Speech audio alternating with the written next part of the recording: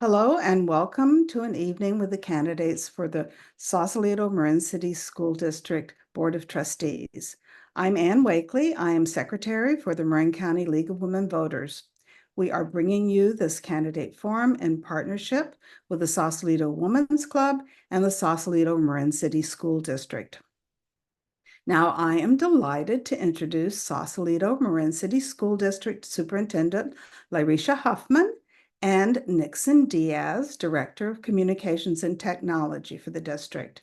They will open our forum. Larisha?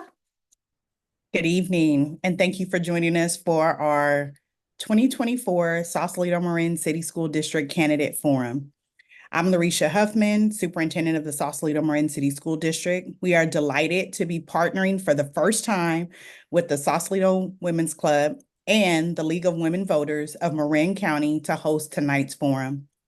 The Sausalito Marin City School District proudly serves the communities of Marin City and Sausalito in the 94965 zip code. The district is home to approximately 270 TK-8 students, all attending Dr. Martin Luther King Jr. Academy on a single campus. The goal of the district's vision is to instill a love of learning in our children. We support them to be curious and flexible thinkers, confident in their individuality, their community, and their ability to create a safer and more just world. Our mission is to support and teach every student to achieve at high levels academically and reach high potential. Tonight's forum, like so many others across the country, would not be possible without the dedicated support of our invaluable partners at the League of Women Voters and the Sausalito Women's Club. When we say we couldn't do this without them, we truly mean it. Thank you so much for your support. And now I am pleased to turn it over to Nixon Diaz, Director of Communications and Information Technology for the school district for a Spanish introduction. Thank you so much. Muy buenas noches y gracias por acompañarnos al Foro de Candidatos para la Mesa Directiva del Distrito de Sausalito y la Ciudad de Marin del 2024. Mi nombre es Nixon Díaz, Director de Comunicaciones y Tecnología del Distrito, y estamos muy emocionados para poder colaborar con el Club de Mujeres de Sausalito y la Liga de Mujeres Votantes para hacer este foro posible. El distrito se enorgullece de servir a la comunidad de Sausalito y la Ciudad de Marin y educa aproximadamente 270 estudiantes desde el kinder transicional hasta el 8º grado, en una escuela que se llama Dr. Martin Luther King Academy. La visión del distrito es inculcar en nuestros estudiantes el amor por el aprendizaje. Los apoyamos para que piensen con curiosidad y flexibilidad, seguros de su individualidad, de su comunidad y de su capacidad para crear un mundo más seguro y justo. Nuestra visión es apoyar y enseñar a cada estudiante que pueda alcanzar niveles académicos altos y desarrollar un gran potencial. El foro de esta noche, como muchos en nuestro condado, no sería posible sin el apoyo de nuestros valiosos socios de la Liga de Mujeres Votantes y el Club de Mujeres de Sausalito.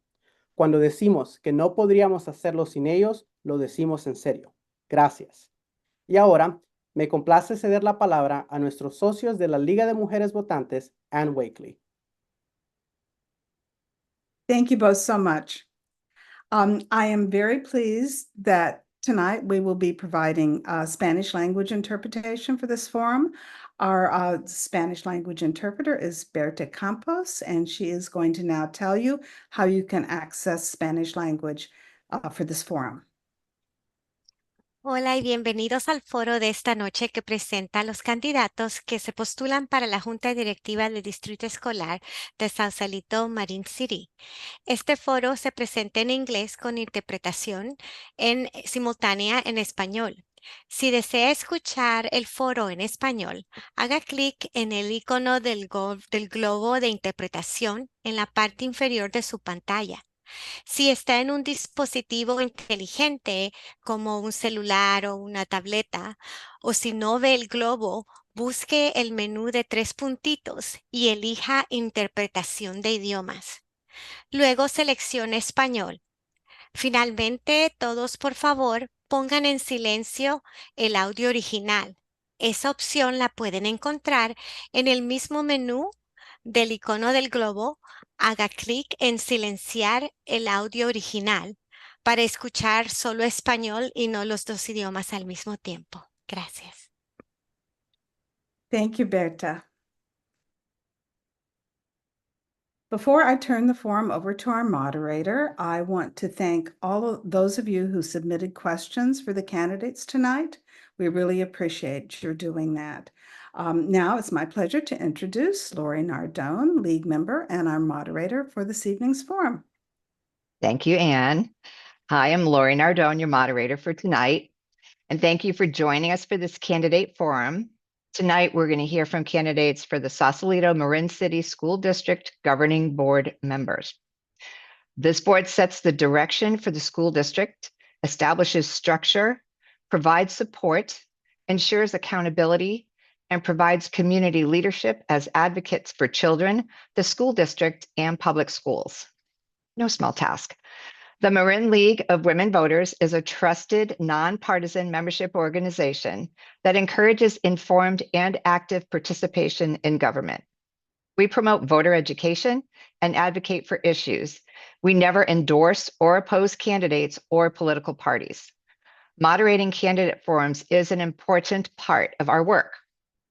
With me are League members Carol Joy Harris, who is our timekeeper, and the little clock there, and Didi Batory, who is providing Zoom support, along with the technical support team at the Community Media Center of Marin, and Berta Campos, who is providing Spanish language interpretation.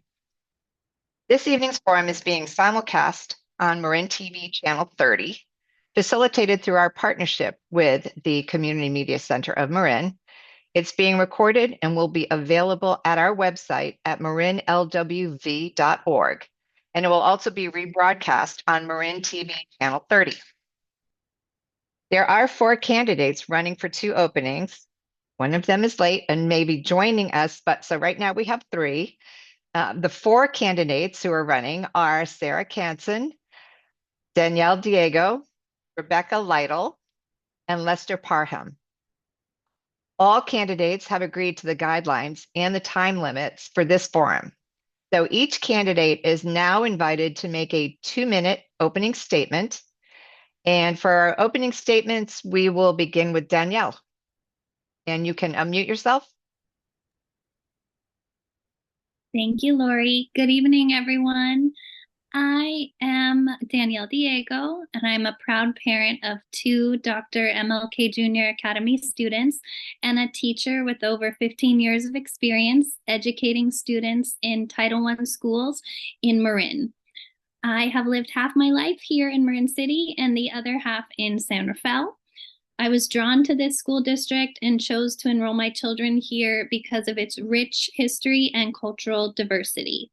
I'm very passionate about equity, advocacy for students and families, and nurturing a culture of caring.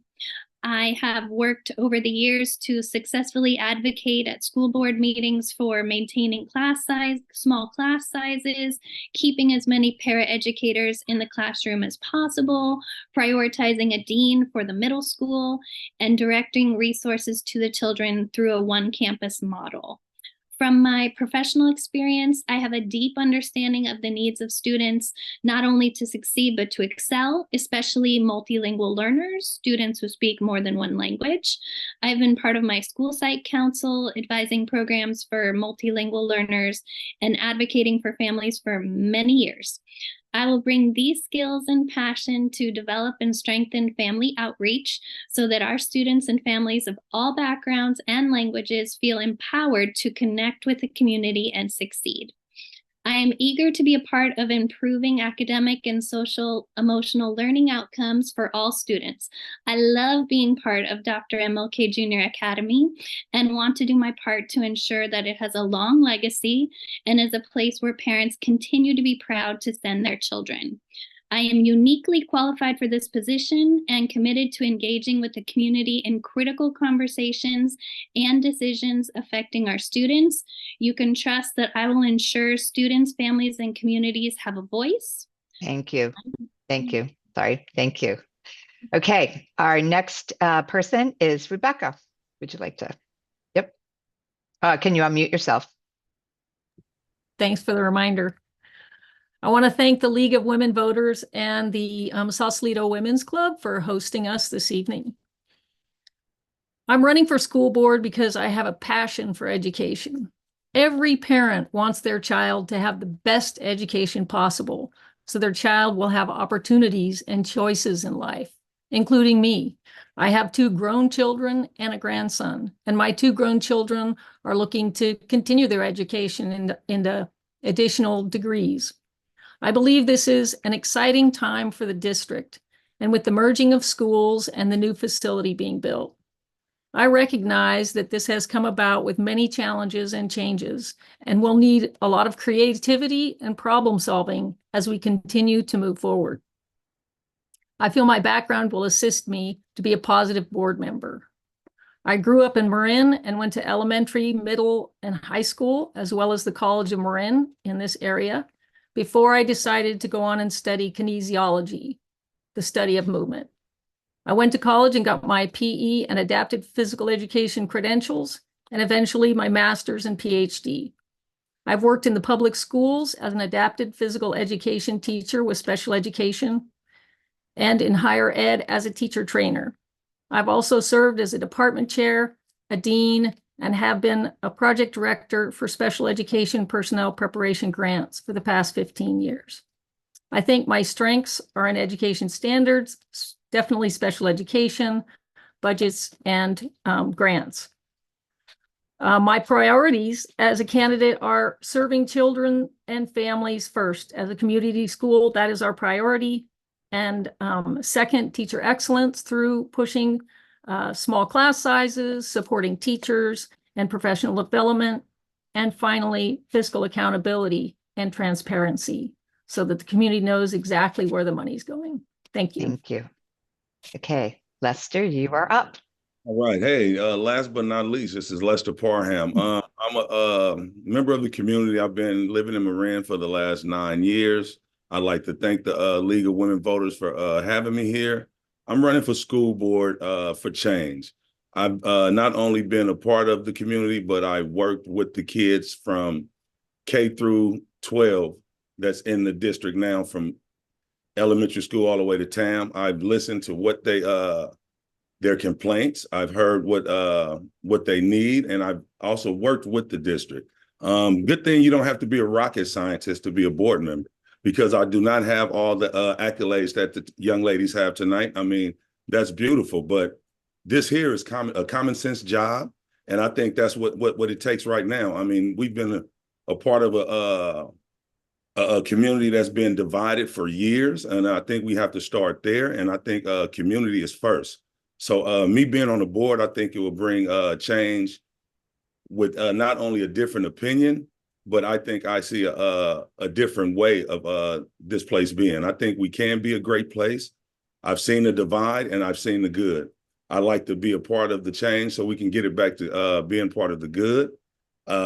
Hey, like I say, you don't have to be a rocket scientist. This is a common sense job, and that's what all I'm about. If, like I said before, if you buy a $1,500 coffee maker machine and we have 500 students on that campus, we better be serving 500 cups of Joe.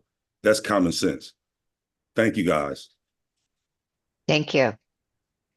Okay, so now for the questions. So each person will have 1 minute, which goes by really fast, to answer each question. And to be fair, I will rotate the order of who goes first. So we will begin the first question with Rebecca. And the question is, what do you view as the roles and responsibilities of a school board trustee? And oh, you're already muted. Good job. I think the role of the school board is a very important one, and it isn't entirely the board's opinion that matters, but how they can best serve the community. Their role is to look at curriculum and adopt curriculum measures, to work with the collective bargaining agreement for teacher salaries and negotiations. They work in hiring and work collaboratively with the superintendent, and they work on adopting policies and procedures for the school district. But besides those pragmatic pieces, I think the board's role is truly to listen to the community. And this community really needs to be unified. And I think that's the most important thing that the board can work on right now. Thank you. Thank you. Okay, and Lester, do you need me to repeat the question? Yes, please. Okay, what do you view as the roles and responsibilities of a school board trustee? I think, like Ms. Lytle said, listening to the community is important. I mean, we pride ourselves on being a community school, so I think input from the community is definitely needed. And I think being on a board, you have the responsibility of the kids. Like a lot of people forget, a school is a business, and we have to look at it that way. Our students are the commodity, and we have to take care of them as you would in any other business. Yes, this is a school, but it's a business. And I think the board is over that business, and we're here to make sure the business runs correctly. Not to oversee and overshadow, but to make sure that everything is run correctly. Okay, thank you. And Danielle, you want to unmute and take the question? Yes, I agree with my fellow candidates. I think that the roles and responsibilities as a board member are to offer counsel, maybe bring some things to the attention of the superintendent and the cabinet that they might not be aware of, hence the kind of listening to the community, advocating for the community, and bringing those voices back to the board and the superintendent to see how we might be a part of that change if needed. I think that we are also there to help encourage different perspectives, different opinions, make sure that there is transparency in all the actions of the board, to help to create the budget, help to create the LCAP plan, the local accountability plan, and look at the school goals. Thank you. And Sarah, thank you for joining us. I'm glad you were able to make it. And so just so you know, you have a minute. I will repeat the question for you. You have a minute to answer it. And the little timekeeper here will flash you when 30 seconds is up. And when it says stop, then I give you the proverbial hook. Okay. So the question was, what do you view as the roles and responsibilities of a school board trustee? Overall, I think they need to make sure that they're taking care of their financials and make sure that that school board and the schools itself that it manages make sure that they keep themselves in financial stability, and even over financial stability, to make sure that they always have a purse that they can call on for different programs. One of the things that I think I'm most concerned about is that we get these students that need extra help, whether they're from Marin City, whether they're from Sausalito. We get them those extra help, the extra teacher's assistants, the extra special ed. And if we have to give them some more training to make sure that they have the tools that they need to help our students. Right now, when they have the construction going on, kids need to get outside, and I'm very pleased that the school board is doing the music program again, because I think music goes a long way to teaching. But I think the school board is there, yes, to advise the superintendent. The superintendent is the school board's only employee. So okay, thank you. Okay. I'm sorry, I'm going to cut you off, but then I'm going to turn it over to you again, because everybody had 2 minutes to introduce themselves and just give us a little background. And so we're going a little bit out of order, but would you like to take a couple minutes to tell us about yourself? Okay, really quickly. As you know, my name is Sarah Canson. I grew up in Mill Valley and attended Homestead Park Elementary, Mill Valley Middle School, graduated from Tamalpais High School in 1986. I love growing up here. I came back in 2019. I have a daughter that goes to college in Marin that's a fine arts student. But other than that, I've worked for colleges most of my life. My last job before my daughter became ill was at UC Berkeley. And then I worked for some private post-secondary schools at that time. One of the things I know is that we have to have a good relationship between parents, teachers, and the administration. And so I'm very concerned that we all come together, because unless we do it together, it doesn't work. Unless we all come together, we all make sure that we're pulling our part. We have to find some way to get the parents more involved. We have to be dynamic in the way that we help the teachers serve those students. And we have to make sure that Marin City kids are not just labeled as special ed kids and passed along when they really need the education rather than the words spoken. Thank you very much. Okay, so we are rotating the questions. And so Lester, you'll be the first one up for this question. Let's see, how about the Sausalito Marin City School District is the only district in Marin County that doesn't currently have a parcel tax. Are you in favor of Measure G, the proposed parcel tax, on the November ballot? And if so, what are you doing to make sure it passes? Well, being in favor or against, I'll stay on the fence with that. I mean, I'm not really sure how to go about that. It's a two-edged sword. Like you get 15 cent up to 23,000 square feet. So you're looking at, on the average of that, that's 34.50, right? So yeah, 15 cents sounds like it's nothing, but $3,000 to someone a year, that's a lot of money. Now you're looking at the benefits, you're looking at 1.3 million getting made within 8 years. 8 years for 1.3 million. Is it worth the wait and the cost? That's another question. So I'm not really sure about that. I think it's great and it'll be good for the schools, but then you have a lot of people in homes that will lose, and then some businesses may even leave with the Bay Area being the way it is. So it's something that's a very volatile situation right now, that parcel tax. Some people are for it and a lot of people are against it. I mean, I think it's great for the kids, and then it can harm businesses and it can harm the community. So, you just never know. You just never know in this type of world. Okay. Well, in my little grid here, I would be going to Sarah next, but I'm going to give you a moment to I can see that you're trying to get your computer all together. So I'll come back to you. Let's go to Danielle next. And if you could unmute. Thank you. Yes, parcel tax. I'm still learning about it because it has come to my attention. I am going to go ahead and say yes, that I support the parcel tax. I have some conflicting feelings about it as well. I am a homeowner, but I do agree with Mr. Parham that the potential benefits to the community.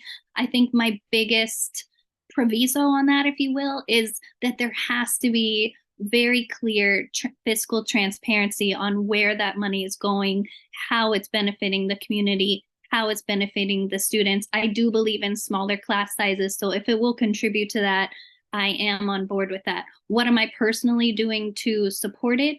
I would say just kind of in this process of being a candidate in this campaign, word of mouth, speaking with people, educating myself about it. But beyond that, honestly, I'm not doing a whole lot to advocate for it at this time.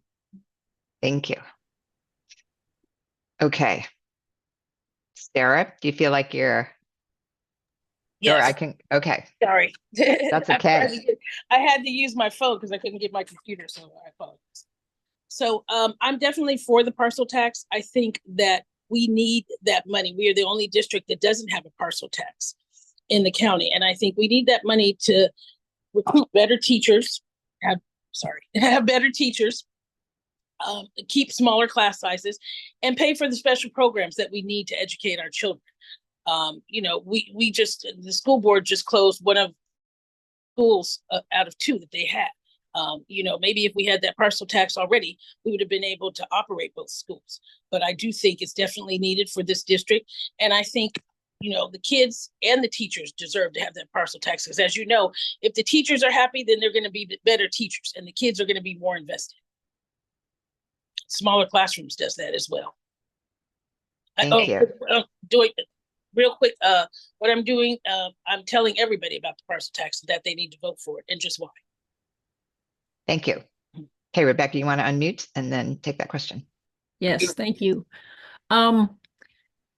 I think it is a challenging question at this time, and I think it's come about in a pretty quick format. So, but I do know that there are parcel taxes in most of the other townships in the area.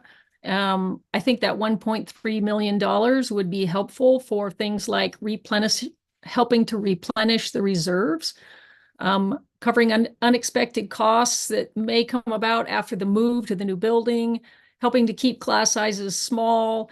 It can help with expanding and extending the arts and STEM programs. Can support salary increases to some extent, as we will be going into negotiations again with teachers, and perhaps can help support adding foreign language. So I think if all that money goes directly to supporting students and student success, then I'm for the partial tax. Great, thank you. And I kind of think this question follows up on that. So I'm going to ask this one next. So besides salary increases and training opportunities, what else would you recommend for staff retention? And we will start with Sarah. I'm going to get us back in the grid here. If you can unmute yourself. Thank you. Sorry. For staff retention, I mean, really, it's going to be training. It's going to be maybe even having more events within both communities and combining those communities and finding a way to have the parents talk to the teachers more and the teachers reach out to the parents more. Because when I was growing up, that's what we had. We had teachers that maybe came to your house and talked to your parent, and they were more involved. And even when I was raising my daughter, I had teachers that were saying, hey, daughter might have slipped off here. Here's, does she have something that she likes to do? Here's how we can make it better and make sure her grades get back on track. And every time the teachers were correct. And I think that's the relationship that needs to happen. As far as the parcel tax being misused, that's what the school board is for, is to make sure that that doesn't happen and to have some fiscal responsibility about that. I think that we can work in great concert with the superintendent. Thank you. Okay, so our next in line, because we're back in line now, is Danielle. And if you need me to repeat the question, let me know. Sure, go ahead, please. Okay, besides salary increases and training opportunities, what else would you recommend for staff retention? All right, I love that question because I am a teacher at a site in my district that has had, unfortunately, very high turnover over the years. And I think one of the biggest ways to improve teacher retention, that is to say that teachers stay, is to have a supportive administration. That's so important. A supportive administration. I think also being conscientious of curriculum and how much curriculum we are rolling out at a time is very important. If we're expecting teachers to pilot and start new curriculum, it can be too much too fast. So I say we have to be very conscious of the curriculum we're asking them to roll out. And I think school climate is very important, and also student safety is very important. Teachers need to feel safe, as do students, of course. So I think that school climate, supportive administration, being conscientious of the curriculum, and more. Thank you. Thank you. And Rebecca, you want to unmute and take that question? Yes, I think that teachers have horrific jobs, and they're asked to do everything from teach academics to be mental health counselors to be in loco parentis to do just about everything and then some. So I think we need to be very cognizant of the demands we place on teachers and support them as much as we can. Two of the things that are important for quality teachers are helping them with what they teach and how they teach it. So focusing on the content that they teach and making sure that they feel competent and trained in the content that they need to deliver. And the other is how we teach. So what are the methods that they're using? And do they have the right supports and trainings to support the students in their classes?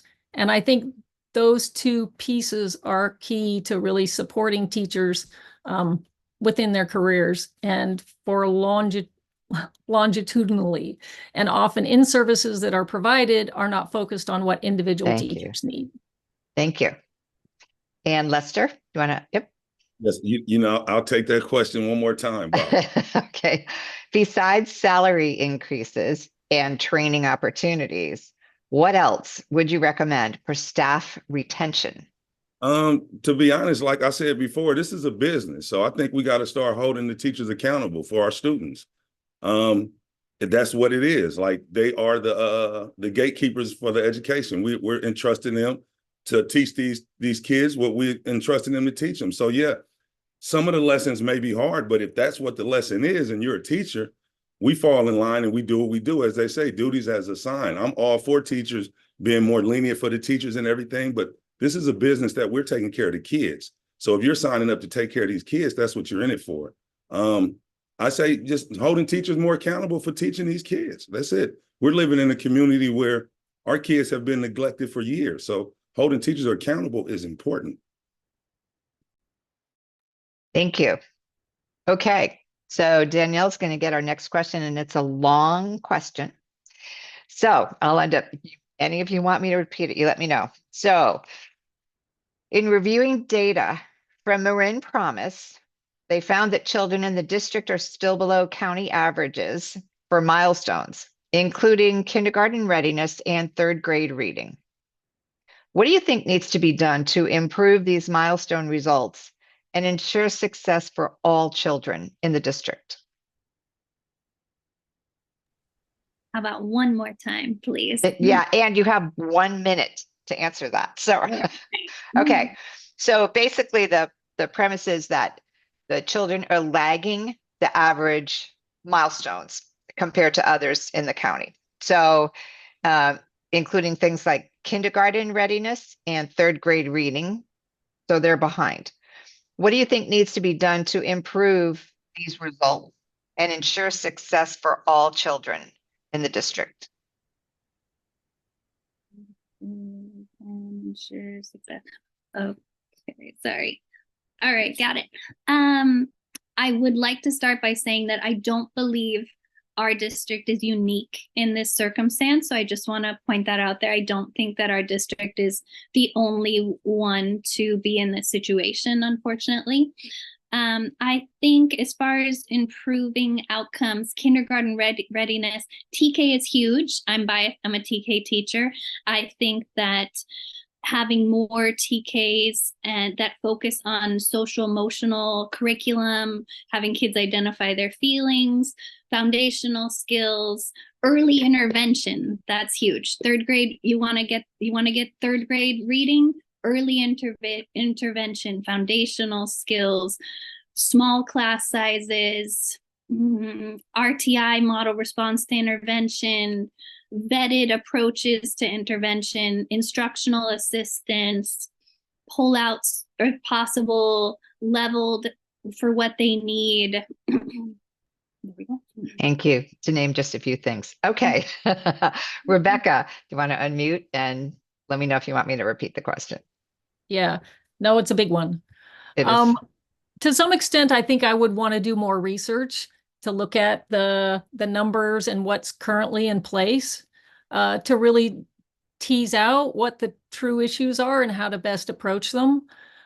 But I do think that early intervention is key. And if children are going to TK, they're going to be more ready for kindergarten. And if they go to preschool, they're going to even be better at being prepared when they get to kindergarten. One of the things I can say, though, from looking at the California dashboard is that while those numbers may not be great, the district has improved in the last 2 years in both English language learning and in math and in English language arts. So we are moving in the right direction. But of course, there's always more to go and more to do. So Thank you. Okay, Lester, would you like to take that question? Yes. I would say I would agree for the most part, but a little bit different. Like we are a little bit unique. We have under 400 students sometimes, like, right? So with all the programs that we have that's calling themselves connected to our community, I don't think there's a reason for our kids to be at that low of a level. I think that, like, once again, this district has been allowed to skate through over the years, and no one's been held accountable. So we have to start calling people for what it is. If we have programs that's supposed to be there definitely to help kids reading and they're still failing, then we need to call these programs out. We can't have a program working with kids for 10 years and the kids are still failing. So that falls on the board, and that's why I want to sit there so we can make those decisions. Thank you. And Sarah, you want to unmute yourself and answer that question? Yes. Well, we are unique in that way, and it's been going on for a long time. One of the things I think we need to do, we need to decide on a different curriculum. And I think the school board has a great responsibility to look at other offers for curriculum or other opportunities and avenues, is what I meant to say. Because the Montessori school, they teach a certain way. If you go to Portland, Oregon, they teach student-specific curriculum so that each student has a chance to learn how to read in the way that they learn. We have so many kids that are ADHD, and they learn a specific way. They learn visually, or they learn in other ways. They don't learn from you talking at them or you reading to them. So we need a different way. And I think the school board needs to get together and work with the superintendent to approve a different curriculum that the teachers feel comfortable with and that the students can actually learn and not just be passed along to the next grade. Thank you. I was ready for you to stop me. Yes. Thank you. For our next question, we'll start with Rebecca for this one. And how about this? Last spring, district teachers and parents successfully advocated for district dollars to first be prioritized for student-facing positions versus district office positions. Where do you stand on this? And can you unmute? Thank you. I have to say that our first priority is to the education of the students. That's what the mission of the school is. In fact, their core values are students first, belonging, and accountability. So I think I would be pretty straightforward on that in terms of advocating for the success of students. And I don't have anything else to say on that. Okay. Then Lester, we'll move on to you. Take the question again.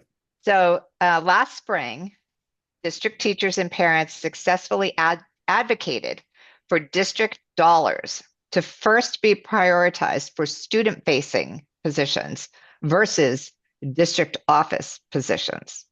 Yeah. And so where do you stand on that? I stand with Ms. Little on that. I mean, I'm all for the student first. And I'd also say I've been I've worked for the district. So I've seen firsthand how that money can get sent to the left or sent to the right and not go where it's supposed to go. And that's another one of the main reasons I'm sitting up here now trying to be on this board, because, you know, it makes no sense. Like, yes, if the money is supposed to go one direction, that's where it should go. So, yeah, you can agree to it. But if a fire happens and they find another reason to remark that money, they'll find a way. So being on the board is very important. And I think that's why I'm taking a stand to show up and be here. Too much money getting fondled away. This is money county, and there's no way we should ever be without anything for these kids. Thank you. Sarah, do you want to unmute and take that question? And if you need me to repeat it, just let me know. Can you repeat it one more time? You bet. So last spring, district teachers and parents successfully advocated for district dollars to first be prioritized to student-facing positions versus going to district office positions. Where do you stand on this? So I think I lean toward the student-facing positions. Though we all know you need an administration to run a school district, and they are an integral part of running a school district and running schools. But I do lean toward the teachers because they have that direct connection with the students, and that's where we're lacking. Those students need more support, and I'm with Lester. There has been a lot of misspent money or money that was supposed to go for one thing and go on to another. I mean, we're a community in the city that just saw our only school close. And so that affects, I'm sure, myself and both Lester as well. That's a huge thing. So I'm definitely lean on the side of student-facing positions. Thank you. And Danielle, do you want to unmute and take that question? Yes, and I will say that I was honored to be a part of those parents and community that advocated for that. I was one of the co-authors of the MLK Student First letter that helped make that movement possible. In the interest of small class sizes, avoiding combos, I believe in looking at the administrative overhead costs before we look at student-facing roles, and that was the intent of that movement. And we are very happy to say that it was successful. We were able to retain teachers, avoid combos, and continue to have small class sizes. I think there are still cuts that could be made in the administrative offices, and that's one of the reasons that I also would like to sit on the board and help with this fiscal transparency that Mr. Parham and Ms. Canson spoke of. I agree wholeheartedly. Thank you. Okay, for our next question, we'll start with you, Lester. What is your opinion on the move of the middle school from Marin City to Sausalito to save on overhead costs? Opinion, huh? That's the question. Worst thing that ever happened to this community. The worst thing ever happened to Marin City community. I've been here for 10 years and I've never seen the devastation that I think this can have is overwhelming. We have to put a school back in Marin City. We desegregated to segregate, to desegregate, to desegregate, to segregate. It's recorded, so you guys can go back whenever you want to. Marin City schools had just desegregated. They desegregated. We segregated to desegregate. Now they desegregated and took the school back to Sausalito. There's no school in Marin City. That can't happen. That can't happen. So it was the worst thing that ever happened to Marin City. Thank you for sharing your opinion. And Sarah, you're actually next in line. Okay. And so what is your opinion on the move? My opinion, although I understand that the school district felt like that's what they needed to do to save money, what I don't understand is the consideration given to Marin City. I don't think that there was enough public forums for that. I don't think they involved the community enough. I think that we still have a bond we're paying on. I think that school wasn't even around enough. And here we are with our students in a construction zone. Right now, you have all these people protesting 825 because the seniors will be breathing in all that construction dust, but it's okay for our students to breathe that construction dust. I have a problem with that. I think it was a bad decision.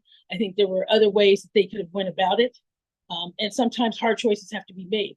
My problem, and I think Lester's problem as well, is the choices shouldn't always be made. The hard choices shouldn't always be laid upon the lower income community. I think Marin City deserves more support and more consideration. Thank you. Okay, Danielle, do you want to take that question? Can you repeat it for me? You bet. What is your opinion on the move of the middle school from Marin City to Sausalito to save on overhead costs? I think it's clear to our candidates that I respectfully disagree with their opinion. I was one of the people who advocated for the middle school to move to Nevada campus. I am a Marin City resident. I live here on Terrace Drive. I don't live up on the hill in Sausalito.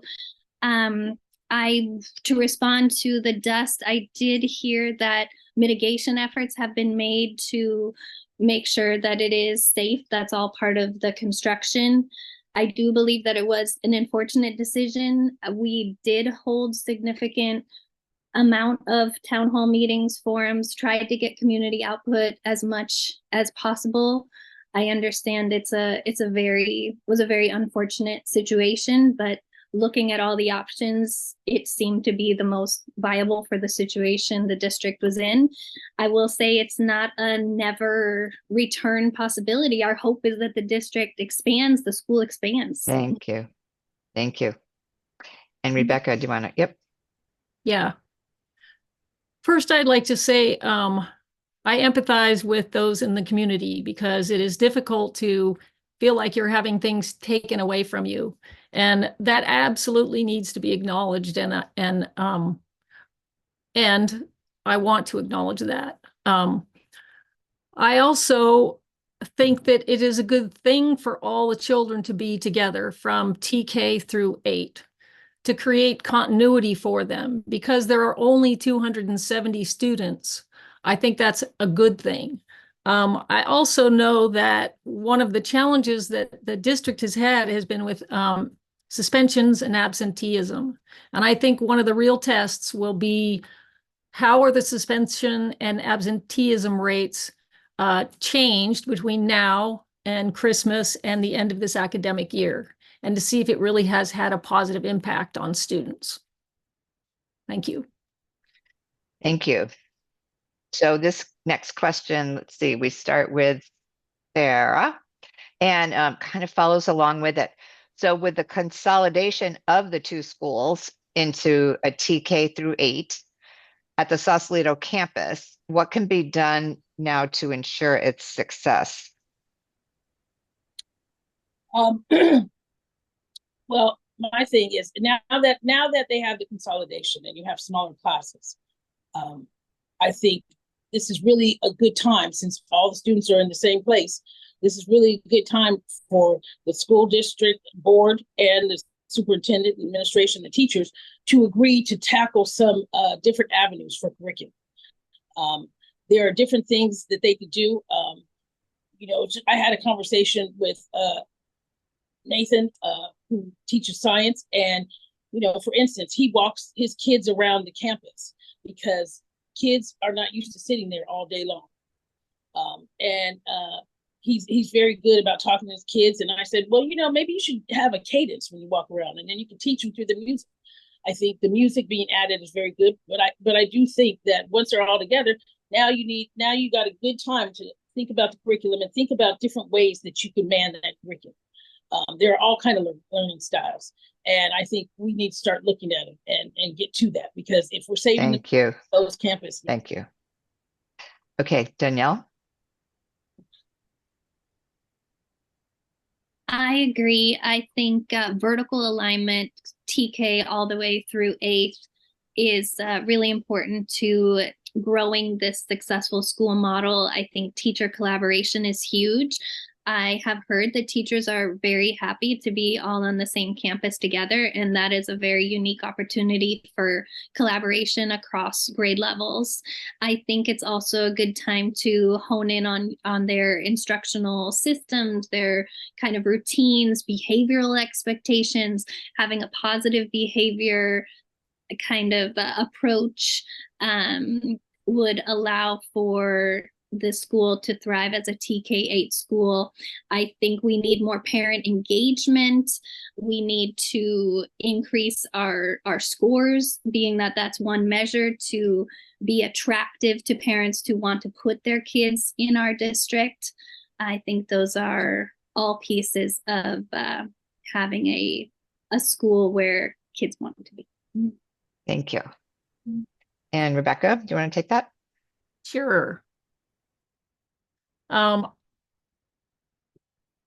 think a lot of good points have been made, and I think that looking at high-level practices to promote success for all kids, collaborating very closely with the parents and the teachers, and really looking at strategies to increase those connections with families, whether that's because I know we have families that English isn't their first language, so we need to find ways to reach out to them and their best modes of communication and their best time for communication. We need to make data-driven decisions about how things are going and what curriculum is working or not working. We need to really use multiple sources of information to look at how students are doing and succeeding in the school, and where there are needs and issues around diversity, around inclusion, around services, having positive behavioral plans in place for all kids. And thank you. Thank Sorry, you. I have to stop you. Okay, and then Lester. Yep. Take the question. The question was, with the consolidation of the two schools into a TK through 8 at the Sausalito campus, what can be done now to ensure its success? Like they say, community collaboration, parent engagement is definitely a key. And I think when we say parent engagements, I say both sides. Like I say, I've worked for Willow Creek before they desegregated into MLK. And I've seen the difference with a parent engagement when it comes to the parents in Sausalito. They'll come to the campus in Sausalito. So when we had the campus in MLK, they rarely come through the door in MLK. So I would love to see parent engagement on the Sausalito campus from the African-American families and the Caucasian families. I don't want to just see one side. I want to see everybody together. And I was missing that when we were in MLK because the Sausalito parents would normally never come inside the door. They just drop their kids off and keep going. So I want to see collaboration with both communities. And I think that'd be a great start for the kids. If they see that, then they see growth with adults, then they can grow. But as long as we're not telling the truth about what we're about and what we're doing, the kids never tell the truth. Thank you. Okay, for our next question, we are going to start with Danielle. In your view, are IEPs, which are individual education plans, being used appropriately and effectively in your district? If not, what should be done to address this? And you need to unmute.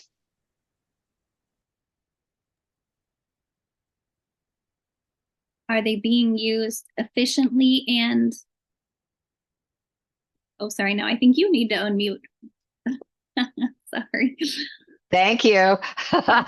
Yes, are the IEPs being used appropriately and effectively in your district? And if not, what should you do about it?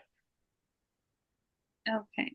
I would say that I don't have enough information to answer that, but in my view, I would say that they are not being used efficiently. I think there are a lot of students who are not receiving the instructional minutes that their educational plan requires because of the resources are not available for this push in model versus a pull out where they would get the services they need. The idea was that the para educators would push in, but they don't, my understanding is they hadn't had enough para educators to meet those instructional minutes. So I would say that the first thing that needs to happen is looking at those IEP goals, making sure that they still reflect the students' needs and finding a model that fits that and the support in the classroom and instructional assistance to make that happen. Thank you. And Rebecca, unmute. Well, I've spent my whole career with IEPs, so it's a topic near and dear to my heart, but I do not know about what's happening in the school right now because I'm not close enough to that data to really know if the IEPs are being implemented appropriately. What I do know is that students can often be misplaced in special education based on their background or their, their language development or a host of other things where they may just be needing support services within the RTI model and not actually needing an IEP. So that's something that is important to take a look at. But I think it's critical that if students have IEPs, that those IEPs are being followed and met and the minutes are being met. So that's something that I'm very passionate about in terms of advocating for kids and families. Thank you. And Lester? All right.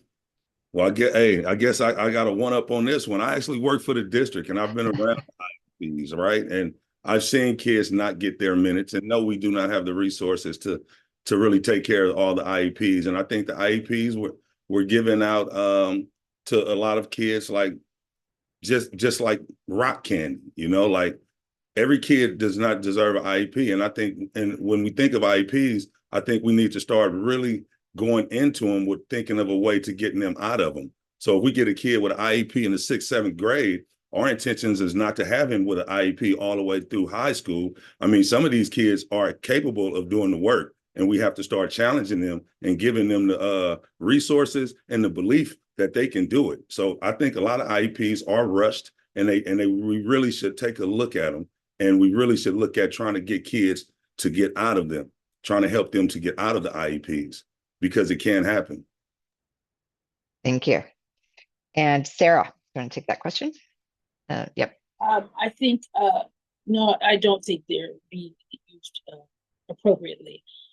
I know, just as Lester knows, and I'm sure Danielle knows from being a teacher in the district, that they are misused more often than not. Even when I was growing up in the 80s, a lot of kids, the majority of kids in Marin City were assigned IEPs and told to be in special ed student. And we need to focus more on those outcomes for those middle schools, because once they hit that middle school tide, then they're going straight to TAM, and then all of a sudden they're in special ed classes.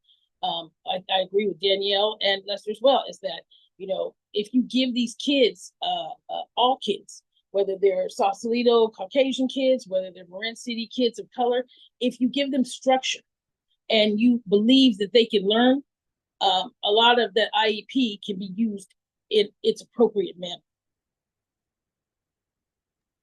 Thank you.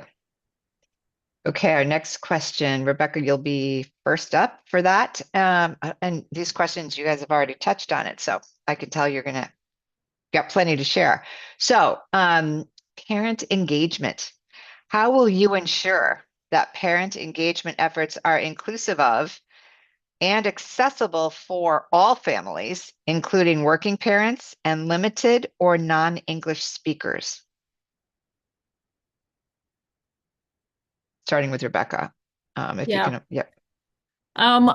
I think this is a huge issue, and we did hit on it a minute ago, and I think that it is important to reach out to families in their native language, whatever that is, so that they have a clear understanding of how the school wants to work with them, finding out more about what their goals and visions are for their own child, and that we're there to support them and trying to foster that relationship between the school and the kids. So there's all kinds of barriers. One is transportation, one is language, one is time of day. Some of it is cultural, some of it is fear. So there are a host of factors that can contribute to parents not engaging with the school. And I think the school needs to look at what are those barriers that are preventing families from engaging, and then find ways to overcome those barriers. And there's a host of ways to do that. And there's a whole lot of research about working closely with parents. Thank you. And Lester, do you want to take that question? Question, please, Laura. You bet. How will you ensure that parent engagement efforts are inclusive of and accessible for all families, including working parents and limited or non-English speakers? That seems to always be a problem around here. Like, either the parents are not able to make it to meetings or make it to certain events. So I'm not sure. Like, a lot of this stuff has been embedded in this community for a long time, and I think the next couple of years will be a testament of it all. This is what people asked for with the new school, with this new move. This is what everybody wanted. So I think the next 2 years will be the telltale sign for this district. Like, I mean, this is it. It's D-Day. We have to put up or shut up. So if we want to deal with the parents, we have to meet them where they are. Like you say, if we have non-English speaking parents, we have to treat them the way we would want to be treated if we were in their country trying to get information. So I think just slowing down and taking the time to get to know people, and you know, I think that's it. Just community, getting to know people, and a connection with people. Language does not stop you from connecting with people. So when it comes to educating a kid, student, I think the parent and the educator, whether we can speak the same language or not, we want the same outcome. So I think getting connected to them is important. Thank you. And Sarah, you want to unmute? The first thing I want to say is at the last school board meeting, a question was asked of the principal on how he made sure that the parents were aware of the event calendar and the special programs and things that they had going on. And he said, well, I made sure everybody knew the website. And I think one of the issues I had with that, and the question I raised was, okay, well, we have a lot of dead spots in Marin City. Some people don't have the internet. Some people don't even have computers. So it probably would have been better if you would have, taken their phone and showed them how to access it, or printed it out the first time so somebody can put it on the refrigerator. I think that we have had people like Jewel Barrow, who had a building named after her at Tam High. And we've had people that like Paul Austin, where, there obviously there's a level of mistrust, but plenty of kids come into Marin City to attend Paul Austin's program. So it can't be that they're just don't want their kids to come in here. Or we don't want our kids to go there. I think we just need to get together and find these parental events. Thank you. Thank you. And Danielle, do you want to unmute? Yeah. Parent engagement is near and dear to my heart. My district of employment, my site, we say that we're a neighborhood school outside the neighborhood. So parent engagement has always been difficult. But things like, I know we use Parent Square for communication, which translates into their home language, but making sure, as Ms. Canson said, like, are they accessing it?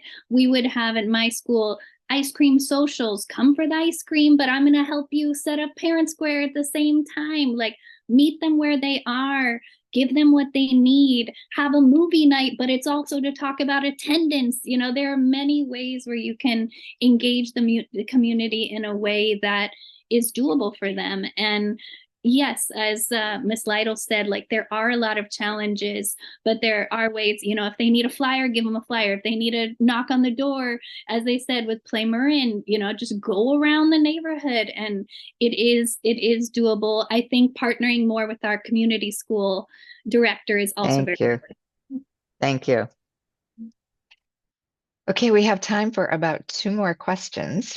And it's hard to choose from the ones I have left, but I'm going to go with, and we're starting with Lester on this one. In your view, is the district doing all it can to meet its legal agreement to end racial segregation? No. We'll never do all we can in a community like Marin because it's too embedded. It's too embedded. When our kids leave MLK Academy, they go to TAM in the hands of racism. So this is a difficult task for anybody to stop. Like, we have to first admit it. This county has not even really admitted to his faults. Like, this is a racist county. And it takes a lot for me to say that, but this is a racist county. And our kids leave MLK Academy, where they've been desegregated against and held back for years from K through 8, and they're pushed off to TAM High School, where there's racism waiting on them, and no one has done anything about it. So that's a big problem. And I don't think one person can change that. That has to be a whole community. So when we say a community school, we need the community to step up to change that. That can't be changed by a administrative system or somebody new that comes in here. I'm not even from here. There's not too many people that will tell you this is a racist county. Thank you. Sarah. Okay, well, I am from here and I grew up in Mill Valley. And I will say that while I understand that racism is systemic in Marin County. I mean, it was only last year we changed the mortgage language, but I think the problem with this county is we do need to be more supportive. I mean, it has to be understood, and like Rebecca said, it has to be acknowledged that Marin City has had so much racism perpetuated on it, the canal as well, and we need to acknowledge that first. And until we acknowledge that, we can't change anything else. Now, I, on the other hand, did have wonderful teachers, and I personally think that in my era in the 80s, once you went to TAM, teachers were more willing to see another side. Even teachers that weren't familiar with Black students, they were more willing to help and see, does this person really need to learn? But we have these stereotypes that we're living with, and we have to get past those. And so the last question was the most important. We have to find ways to engage both sides, because it's going to take all districts. Thank you. Okay, Danielle. Unmute. Can you repeat it for me just so I make sure? Yep. In your view, is the district doing all it can to meet its legal agreement to end racial segregation? I believe that they worked very hard to meet their legal agreement as far as desegregating. I agree with my prior candidates that it is systemic. Marin is one of the most inequitable districts. So I don't want to say that they are breaking the law, but I do believe that there is way more work to be done. And no, I don't believe that they're doing everything in their power. I believe that they tried, but I think that it takes way more than just the district. And I also think that there have been some missteps along that way. There have been opportunities to desegregate, but then there were children who were turned away. And so that is something that that doesn't line up with that desegregation order either. So it's a very difficult topic. I think anti-bias work has been done. I think.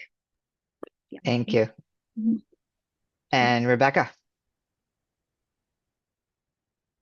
This is a huge issue and a huge question that needs more than 1 minute. I don't know the answer except based on what those of you have shared about whether the school district is actually meeting all of the expectations based on the legal agreement. But what the legal agreement is just the legal agreement. That doesn't necessarily represent all of the attitudes and perceptions of the people who live and work and play together. And so I do think that we need more unconscious bias training. We are working with our kids in the schools together. And if our students really learn and play and work together in a unified school, they will all transfer to TAM together and have a diverse cohort of friends that I think will help, at least with the climate of the high school level. And hopefully, it is gradual change, but it is change. And I believe, our school can be a model. Thank you. Progress, not perfection, right? Yeah. Okay. So our last question, we are starting with Sarah. And the question is, what do you see as the most significant challenges facing the district today? It's a long question. How is this different from 10 years ago? And what will you do to make a lasting difference where others have failed? In a minute. Since I'm not in that seat, honestly, I'm going to do the best I can to suggest new curriculum, to foster better parent-teacher collaboration. I think that 10 years ago, it was worse. I think that we had some good teachers and some good students come out in the 80s, which I know was probably the most college-educated generation that came out. There were also programs that backed up Marin City kids, because the thing is I hear people say, oh, I don't want to go into Marin City because it's violent. Well, you know how you decrease violence? You educate the kids. And you have to put it to the future, and you have to educate the kids.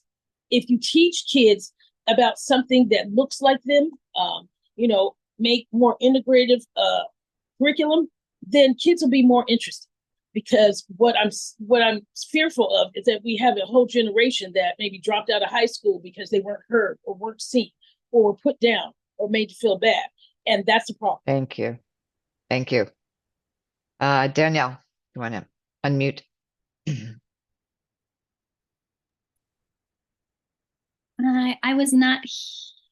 My children did not attend this district 10 years ago, but I think that a lot of great strides have been made. I agree. I think we are in a better place in some ways than we were 10 years ago. I think that we need to continue with our community partnerships. We need to, I agree, look at the curriculum, look at the way that our students are being taught. And I think that if we were to make this a more attractive district for parents to put their kids to come to Marin City, then that's going to increase our diversity when they go to TAM, and that's going to help with some of this kind of racist perceptions that we are all, you know, living in, hearing about. So I think that the more we can increase all of that. Thank you. And Rebecca, you want to unmute? Yeah, would you repeat the question one more time? Yes. What do you see as the most significant challenges facing the district today? How is this different from 10 years ago? And what will you do to make a lasting difference where others have failed? In a minute. Really good question. In a minute. I can't speak to 10 years ago. I wasn't here, so I wasn't living in Sausalito at that time. I've been here for the last 4 years. What I can say about what I know now is that we need to continue to improve the scores in reading, math, English language learners, absenteeism, all of the factors that are showing us measures of success at the school. But beyond that, I do think the community piece is huge, and we need to cross the town. We need a unified district. We need to change the name from Sausalito Marin City to Southern Marin District. We need unified language and unified approach. And I'm more than willing to come over and hang out with anybody in Marin City and get to know you. Let's sit down and talk about where are our issues? Where's my bias? What are your biases? You might think I'm a rich person from the hills of Sausalito. You don't know my history, and I don't know your history. So until we break down those barriers, I think Thank you. we have work to do. Thank you. And Lester? I'll take that question one more time. Fair enough. What do you see as the most significant challenges facing the district today? How is this different from 10 years ago? And what will you do to make a lasting difference where others have failed? Sadly to say, not from what I've understood in the last 8 to 9 I've been working here, and the listening to the community, not too much has changed. I've been on board meetings, listening to board meetings for the last 8.5, 9 years, like loyally, and I got tired of getting 3 minutes on the board meeting. So now here I am running for the board, right? You know, you only get 3 minutes to talk about $1 million deal. That's not my kind of conversation. So yeah, a lot is still the same. And what I would do is I would be more transparent. I think the community, being that this is a community school, the community needs to know everything that's going on. Everything that they're able to know, they should know. Most of the meetings that we've been on over the last 8 and 9 years, like they say, they made $1 million decisions with no community input. We have to go out and bang on these doors and get this community input, or we'll be back here with the community being upset with decisions that we're making on behalf of them and their kids. Thank you. Thank you. Okay, this concludes the question portion of the forum. And before the candidates make their closing statements, I want to share some key election information. Slide 1, please. Here are some important dates. Ballots will be mailed to all registered voters beginning on October 7th, and they can be returned by U.S. mail or at an official secure ballot drop box or at any vote center. Official ballot drop boxes will be available starting the next day on October 8th. For in-person voting, vote centers have replaced assigned polling places. So voters may vote in person at any vote center in Marin. A complete list of locations is included in your voter information guide. All vote centers will be open at least 4 days before Election Day. October 21st is the last day for you to register to vote online, but you can still register after that, but it has to be in person. And then November 5th is Election Day. So mailed ballots have to be postmarked by this date. Vote centers will be open until 8 p.m. and ballots returned using a ballot drop box have to be deposited by 8 p.m. Okay, slide 2, please. Here are the important dates in Espanol. Be sure to sign your ballot if you return it by mail or in a drop box. And if you have questions, please reach out to Marin County's Elections Department in person, online, or by phone. Slide 3, please. There are many online resources for election information, including the League's website at marinlwv.org. Another helpful League of Women Voters resource is vote411.org in the center of the screen. It's an online tool that provides information about what's on your ballot.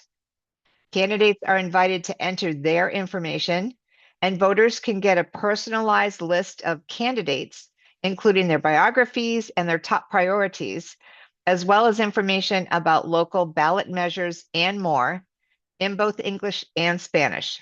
So we encourage you to visit vote411.org. Thank you.